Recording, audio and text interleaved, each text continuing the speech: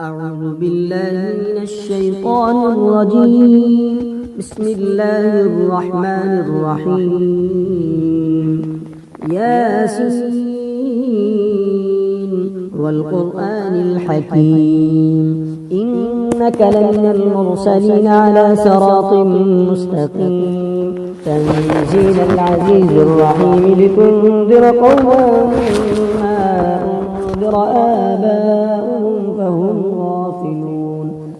لقد حق القول على أكثرهم فهم لا يؤمنون. إنا جعلنا في أعناقهم أغلالا فهي إلى الأذقان فهم مقمحون. وجعلنا من بين أيديهم سدا ومن خلفهم سدا فأغشيناهم فهم لا يبصرون. وسواء عليهم أنذرتهم أم لم تنذرهم لا يؤمنون. إنما تنذر من اتبع الذكر وخشي الرحمن بالغيب فبشره بمغفرة وأجر كريم. إنا نحن نحيي الموتى ونكتب ما قدموا وآثارهم وكل شيء أحصيناه في إمام مبين. واضرب لهم مثلا أصحاب القرية إذ جاءها المرسلون إذ أرسلنا إليهم اثنين فكذبوهما فعززنا بثالث فقالوا إنا إليكم مرسلون. قالوا ما أنتم إلا بشر مثلنا وما أنزل الرحمن من شيء إن أنتم إلا تكذبون. قالوا ربنا يعلم إنا إليكم لمرسلون وما علينا إلا البلاغ المبين. قالوا إنا تطيرنا بكم لئن لم تنتهوا لنرجمنكم وليمسنكم منا عذاب أليم. قالوا طائركم معكم أن ذكرتم بل أنتم قوم مسرفون. وجاء من أقصى المدينة رجل يسعى قال يا قوم اتبعوا المرسلين اتبعوا من لا يسألكم أجرا وهم مهتدون. وما لي لا أعبد الذي فطرني وإليه ترجعون. أتخذ من دونه آلهة إن يردني الرحمن بضر لا تغن عني شفاعتهم شيئا ولا ينقضون. إني إذا لفي ضلال مبين. إني آمنت بربكم فاسمعون. قيل ادخل الجنة قال يا ليت قومي يعلمون بما غفر لي ربي وجعلني من المكرمين. وما أنزلنا على قومه من بعده من جند من السماء وما كنا منزلين. إن كانت إلا صيحة واحدة فإذا هم خامدون. يا حسرة على العباد ما يأتيهم من رسول إلا كانوا به يستهزئون. يا حسرة على العباد ما يأتيهم من رسول إلا كانوا به يستهزئون. ألم يروا كم أهلكنا قبلهم من القرون أنهم إليهم لا يرجعون. وإن كل لما جميع لدينا محضرون. وآية لهم الأرض الميتة أحييناها وأخرجنا منها حبا فمنه يأكلون. وجعلنا فيها جنات من نخيل وأعناب وفجرنا فيها من العيون ليأكلوا من ثمره وما عملته أيديهم أفلا يشكرون. سبحان الذي خلق الأزواج كلها مما تنبت الأرض ومن أنفسهم ومما لا يعلمون. وآية لهم الليل نسلخ منه النهار فإذا هم مظلمون. والشمس تجري لمستقر لها ذلك تقدير العزيز العليم والقمر قدرناه منازل حتى عاد كالعرجون القديم لا الشمس ينبغي لها أن تدرك القمر ولا الليل سابق النهار وكل في فلك يسبحون وآية لهم أنا حملنا ذريتهم في الفلك المشحون وخلقنا لهم من مثله ما يركبون وإن نشأ نغرقهم فلا صريخ لهم ولا هم ينقضون إلا رحمة منا ومتاعا إلى حين وإذا قيل لهم اتقوا ما بين أيديكم وما خلفكم لعلكم ترحمون وما تأتيهم من آية من آيات ربهم إلا كانوا عنها معرضين وإذا قيل لهم أنفقوا مما رزقكم الله قال الذين كفروا للذين آمنوا ونطعم من لو يشاء الله أطعمه إن أنتم إلا في ضلال مبين ويقولون متى هذا الوعد إن كنتم صادقين ما ينظرون إلا صيحة واحدة تأخذهم وهم يخصمون فلا يستطيعون توصية ولا إلى أهلهم يرجعون ونفخ في الصور فإذا هم من الأجداث إلى ربهم ينسلون قالوا يا ويلنا من بعثنا من مرقدنا هذا ما وعد الرحمن وصدق المرسلون إن كانت إلا صيحة واحدة فإذا هم جميع لدينا محضرون فاليوم لا تظلم نفس شيئا ولا تجزون إلا ما كنتم تعملون إن أصحاب الجنة اليوم في شغل فاكهون هم وأزواجهم في ظلال على الأرائك متكئون لهم فيها فاكهة ولهم ما يدعون سلام قولا من رب رحيم وامتازوا اليوم أيها المجرمون ألم أعهد إليكم يا بني آدم ألا تعبدوا الشيطان إنه لكم عدو مبين وأن اعبدوني هذا صراط مستقيم ولقد أضل منكم جبلا كثيرا أفلم تكونوا تعقلون هذه جهنم التي كنتم توعدون اصلوها اليوم بما كنتم تكفرون اليوم نختم على أفواههم وتكلمنا أيديهم وتشهد أرجلهم بما كانوا يكسبون اليوم نختم على أفواههم وتكلمنا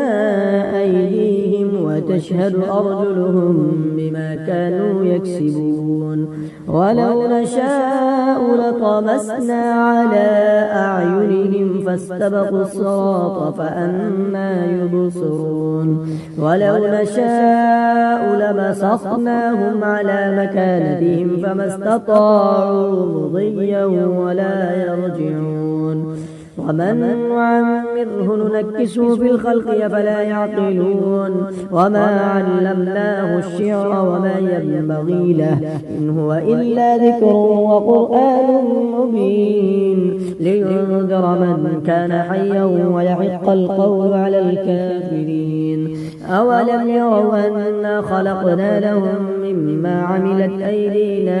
أنعاما فهم لها مالكون وذللناها لهم فمنها ركوبهم ومنها يأكلون ولهم فيها منافع ومشارب أفلا يشكرون واتخذوا من دون الله آلهة لعلهم ينصرون لا يستطيعون نصرهم وهم لهم جند محضرون فلا يحزنك قولهم إنا نعلم ما يسرون وما يعلنون أولم ير الإنسان أنا خلقناه من نطفة فإذا هو خصيم مبين وضرب لنا مثلا ونسي خلقه قال من يحيي العظام وهي رميم قل يحييها الذي أنشأها أول مرة وهو بكل خلق عليم الذي جعل لكم من الشجر الأخضر نارا فإذا أنتم منه توقدون أوليس الذي خلق السماوات والأرض بقادر على أن يخلق مثلهم بلى وهو الخلاق العليم إنما أمره إذا أراد شيئا أن يقول له كن فيكون فسبحان الذي بيده ملكوت كل شيء وإليه ترجعون. أعوذ بالله من الشيطان الرجيم. بسم الله الرحمن الرحيم. الحمد لله الذي أنزل على عبده الكتاب ولم يجعل له عوجا قيما لينذر بأسا شديدا من لدنه ويبشر المؤمنين الذين يعملون الصالحات أن لهم أجرا حسنا ماكثين فيه أبدا وينذر الذين قالوا اتخذ الله ولدا ما لهم به من علم ولا لآبائهم كبرت كلمة تخرج من أفواههم إن يقولون إلا كذبا فلعلك باخع نفسك على آثارهم إن لم يؤمنوا بهذا الحديث أسفا إنا جعلنا ما على الأرض زينة لها لنبلوهم أيهم أحسن عملا وإنا لجاعلون ما عليها صعيدا جرزا أم حسبت أن أصحاب الكهف والرقيم كانوا من آياتنا عجبا إذ أوى الفتية إلى الكهف فقالوا ربنا آتنا من لدنك رحمة وهيئ لنا من أمرنا رشدا فضربنا على آذانهم في الكهف سنين عددا ثم بعثناهم لنعلم أي الحزبين أحصى لما لبثوا أمدا نحن نقص عليك نبأهم بالحق إنهم فتية آمنوا بربهم وزدناهم هدى وربطنا على قلوبهم إذ قاموا فقالوا ربنا رب السماوات والأرض لن ندعو من دونه إلها لقد قلنا إذا شططا هؤلاء قوم اتخذوا من دونه آلهة لولا يأتون عليهم بسلطان بين فمن أظلم ممن افترى على الله كذبا وإذ اعتزلتموهم وما يعبدون إلا الله فأووا إلى الكهف ينشر لكم ربكم من رحمته ويهيئ لكم من أمركم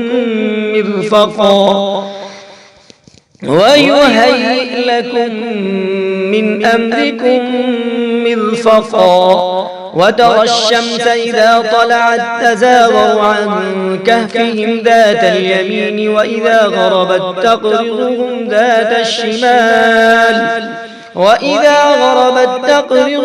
ذات الشمال وهم في فجوة منه ذلك من آيات الله من يهد الله فهو المهتد ومن يضلل فلن تجد له وليا مرشدا وتحسبهم أيقاظا وهم رقود ونقلبهم ذات اليمين وذات الشمال وكلبهم باسط ذراعيه بالوصيد لو اطلعت عليهم لوليت منهم فرارا ولملئت منهم رعبا وكذلك بعثناهم ليتساءلوا بينهم قال قائل منهم كم لبثتم قالوا لبثنا يوما أو بعض يوم قالوا ربكم أعلم بما لبثتم فابعثوا أحدكم بورقكم هذه إلى المدينة فلينظر أيها أزكى طعاما فليأتكم برزق منه وليتلطف ولا يشعرن بكم أحدا إنهم إن يظهروا عليكم يرجموكم أو يعيدوكم في ملتهم ولن تفلحوا إذا أبدا وكذلك أعثرنا عليهم ليعلموا أن وعد الله حق وأن الساعة لا ريب فيها إذ يتنازعون بينهم أمرهم فقالوا ابنوا عليهم بنيانا وكذلك أعثرنا عليهم ليعلموا أن وعد الله حق وأن الساعة لا ريب فيها إذ يتنازعون بينهم أمرهم فقالوا ابنوا عليهم بنيانا ربهم أعلم بهم قال الذين غلبوا على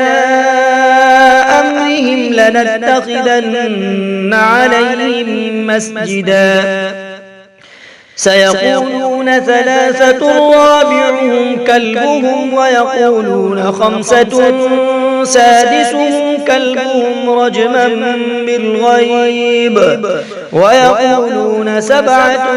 وثامنهم كلبهم قل ربي أعلم بعدتهم ما يعلمهم إلا قليل فلا تمار فيهم إلا مراء ظاهرا ولا تستفت فيهم منهم أحدا ولا تقولن لشيء إني فاعل ذلك غدا إلا أن يشاء الله واذكر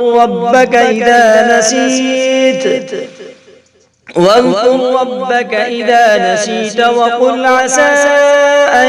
يهديني ربي لأقرب من هذا رشدا ولبثوا في كهفهم 300 سنين وازدادوا 9 الله أعلم بما لبثوا له غيب السماوات والأرض أبصر به وأسمع ما لهم من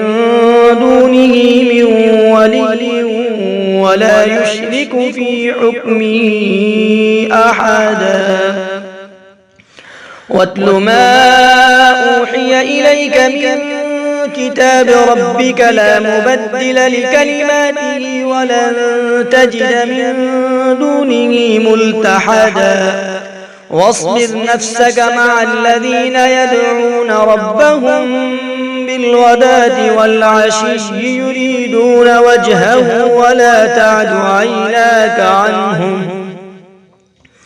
تريد زينة الحياة الدنيا ولا تطع من أغفلنا قلبه عن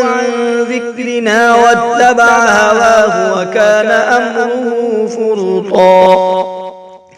وقل الحق من ربكم فمن شاء فليؤمن ومن شاء فليكفر إنا أعتدنا للظالمين نارا أحاط بهم سرادقها وإن يستغيثوا يغاثوا بماء كالمهل يشوي الوجوه بئس الشراب وساءت مرتفقا إن الذين آمنوا وعملوا الصالحات إنا لا نضيع أجر من أحسن عملا أولئك لهم جنات عدن تجري من تحتهم الأنهار يحلون فيها من أساور من ذهب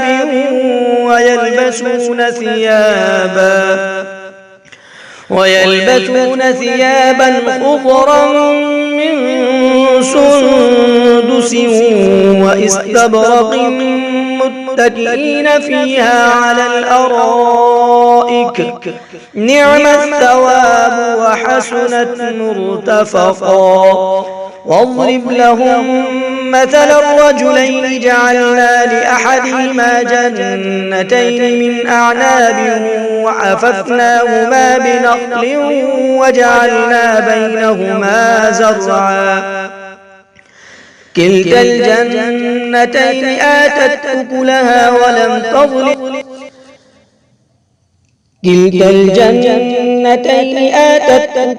ولم تظلم منه شيئا وفجرنا خلالهما نهرا وكان له ثمر فقال لصاحبه وهو يحاوره أنا أكثر منك مالا وأعز نفرا ودخل جنته وهو ظالم لنفسه قال ما أظن أن تبيد هذه أبدا وما أظن الساعة قائمة ولئن رددت إلى ربي لأجدن خيرا منها منقلبا قال له صاحبه وهو يحاوره أكفرت بالذي خلقك من تراب ثم من نطفة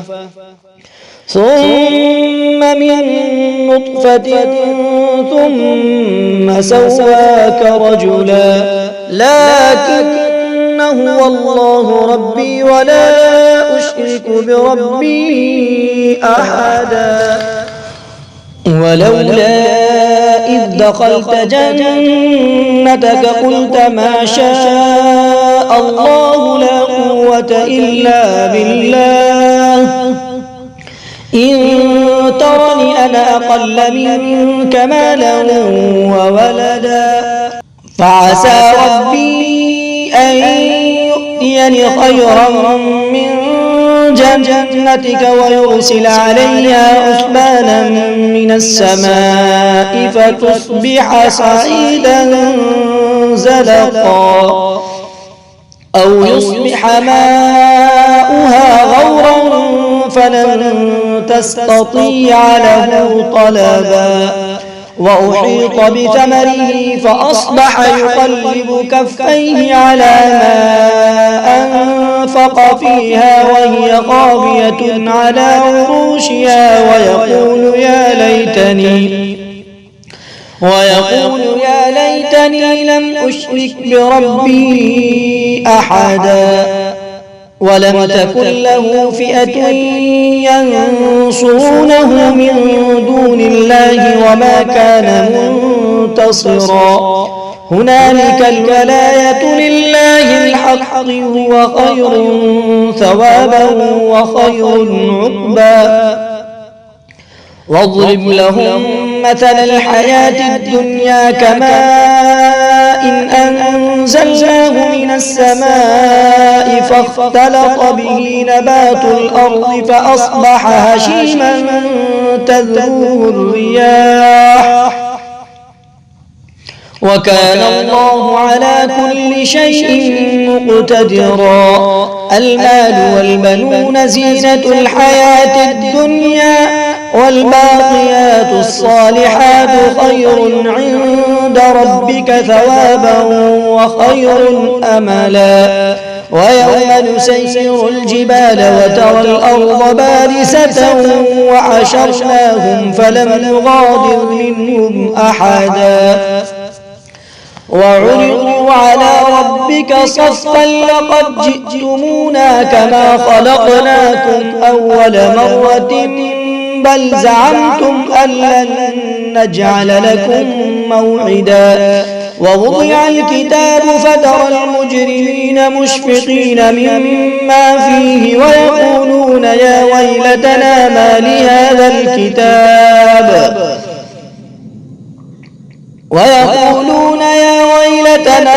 لهذا الكتاب لا يغادر صغيرة ولا كبيرة إلا أحصاها ووجدوا ما عملوا حاضرا ولا يظلم ربك أحدا. وإذ قلنا للملائكة اسجدوا لآدم فسجدوا إلا إبليس كان من الجن ففسق عن أمر ربه أفتتخذونه وذريته أولياء من دوني وهم لكم عدو بئس للظالمين بدلا. ما أشهدتهم خلق السماوات والأرض ولا خلق أنفسهم وما كنت متخذ المضلين عضدا. ويوم يقول نادوا شركائي الذين زعمتم فدعوهم فلم يستجيبوا لهم وجعلنا بينهم موبقا. ورأى المجرمون النار فظنوا أنهم مواقعوها ولم يجدوا عنها مصرفا. ولقد صرفنا في هذا القرآن للناس من كل مثل وكان الإنسان أكثر شيء جدلا. وما منع الناس أن يؤمنوا إذ جاءهم الهدى ويستغفروا ربهم إلا أن تأتيهم سنة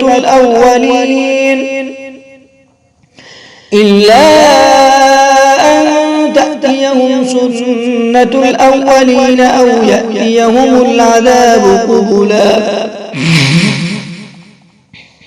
وما نرسل المرسلين إلا مبشرين ومنذرين ويجادل الذين كفروا بالباطل ليدحضوا به الحق واتخذوا آياتي وما أنذروا هزوا. ومن أظلم ممن ذكر بآيات ربه فأعرض عنها ونسي ما قدمت يداه إنا جعلنا على قلوبهم أكنة أن يفقهوه وفي آذانهم وقرا وإن تدعهم إلى الهدى فلن يهتدوا إذا أبدا. وربك الغفور ذو الرحمة لو يؤاخذهم بما كسبوا لعجل لهم العذاب بل لهم موعد لن يجدوا من دونه موئلا. وتلك القرى أهلكناهم لما ظلموا وجعلنا لمهلكهم موعدا. وإذ قال موسى لفتاه لا أبرح حتى أبلغ مجمع البحرين أو أمضي حقبا فلما بلغا فمجمع بينهما نسيا حوتهما فاتخذ سبيله في البحر سربا فلما جاوزا قال لفتاه آتنا غداءنا لقد لقينا من سفرنا هذا نصبا قال أرأيت إذ أوينا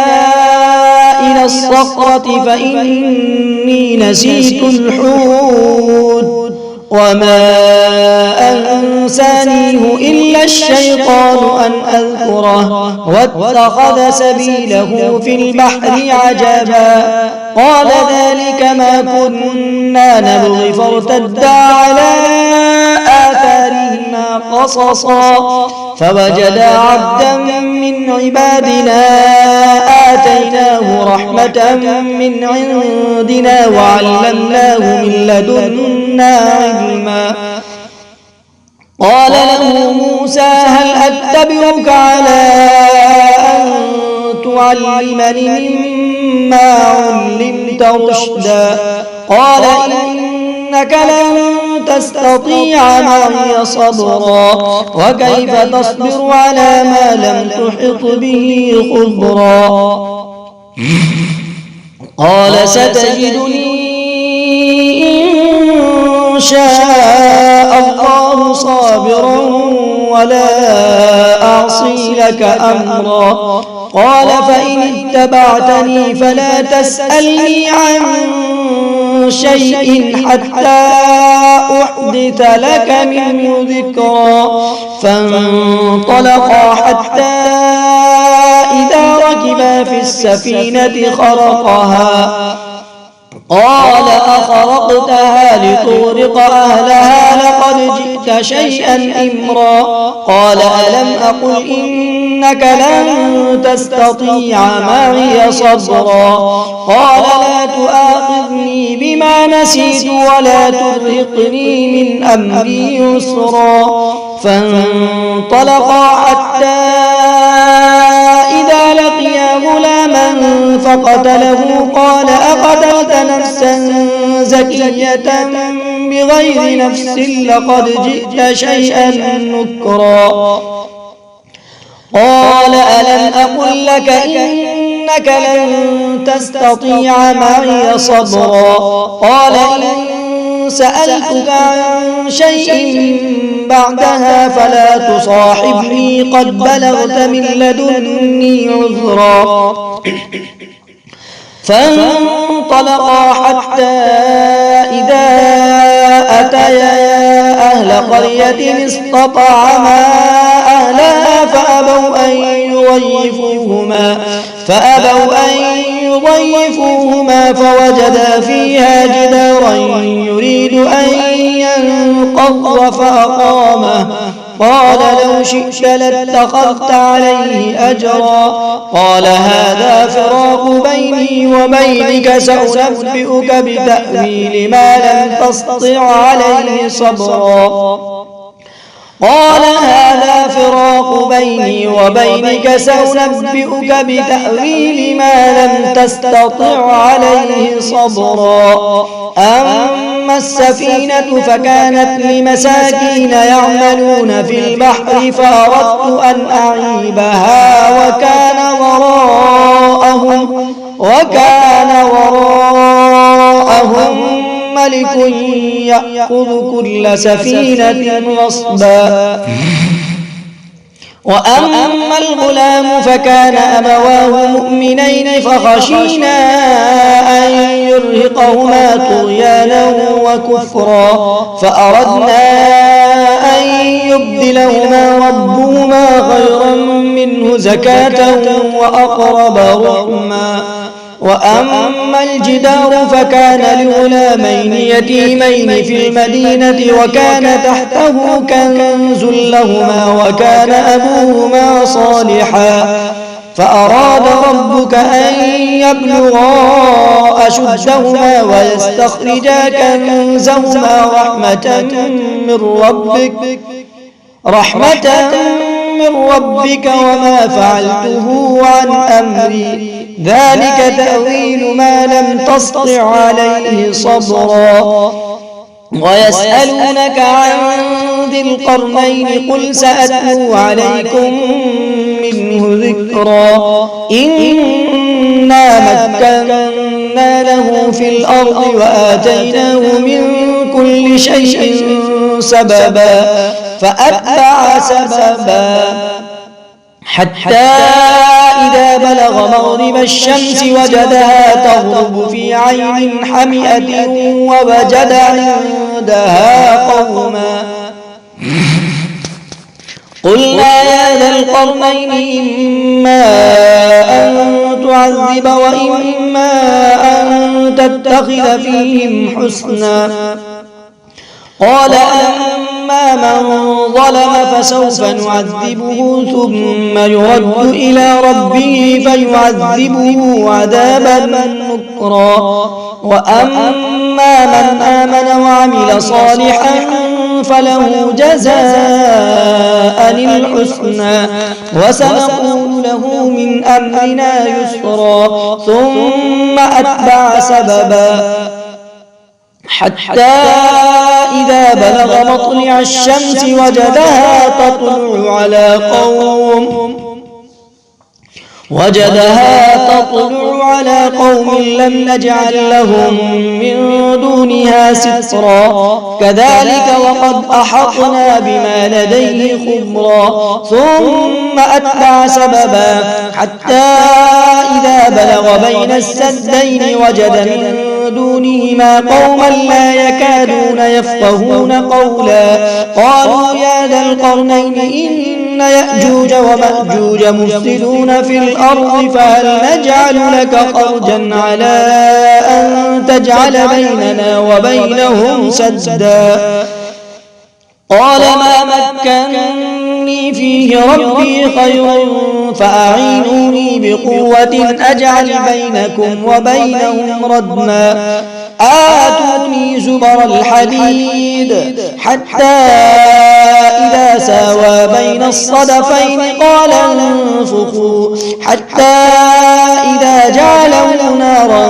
قال آتوني أفرغ عليه قطرا فما استطاعوا أن يظهروه وما استطاعوا له نقبا قال هذا رحمة من ربي فإذا جاء وعد ربي جعله دكاء وكان وعد ربي حقا وتركنا بعضهم يومئذ يموج في بعض ونفخ في الصور فجمعناهم جمعا وعرضنا جهنم يومئذ للكافرين عرضا الذين كانت أعينهم في غطاء عن ذكري وكانوا لا يستطيعون سمعا أفحسب الذين كفروا أن يتخذوا عبادي من دوني أولياء إنا أعتدنا جهنم للكافرين نزلا قل هل ننبئكم بالأخسرين أعمالا الذين ضل سعيهم في الحياة الدنيا وهم يحسبون أنهم يحسنون صنعا أولئك الذين كفروا بآيات ربهم ولقائه فحبطت أعمالهم فلا نقيم لهم يوم القيامة وزنا ذلك جزاؤهم جهنم بما كفروا واتخذوا آياتي ورسلي هزوا إن الذين آمنوا وعملوا الصالحات كانت لهم جنات الفردوس نزلا خالدين فيها لا يبغون عنها حولا قل لو كان البحر مدادا لكلمات ربي لنفد البحر قبل أن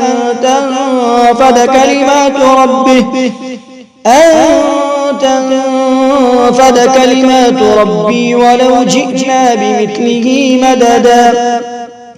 قل لو كان البحر مدادا لكلمات ربي لنفد البحر قبل أن تنفد كلمات ربي ولو جئنا بمثله مددا